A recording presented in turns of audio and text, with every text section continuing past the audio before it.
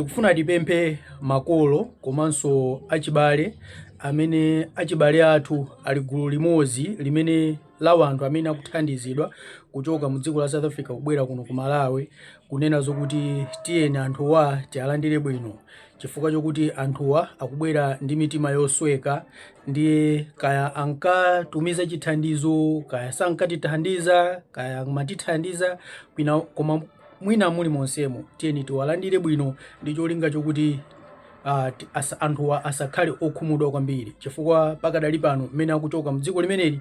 sankayembekezera kuti akhoza kuchoka munjira ngati imeneyi ayi. Ndiye pamene akubwerera kumuziko tiyeni tiwalandire ndi manja awiri, tisawatonze kapena kuwanyoza kuwaseka munjira zosiyanasiyana chifukwa tikatero ndiye kuti tiyasweranso mitima yawo imene ili yosweka kale kapena kuti tikhala ngati tikuwawonjezera moto pa mabala a moto kale. Ndiye tiyeni ndithu anthuwa tialandire bwino,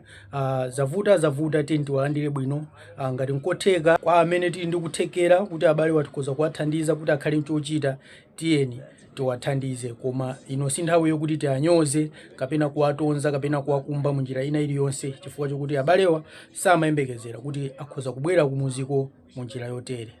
Zina langa Pangolin Lei Malawi.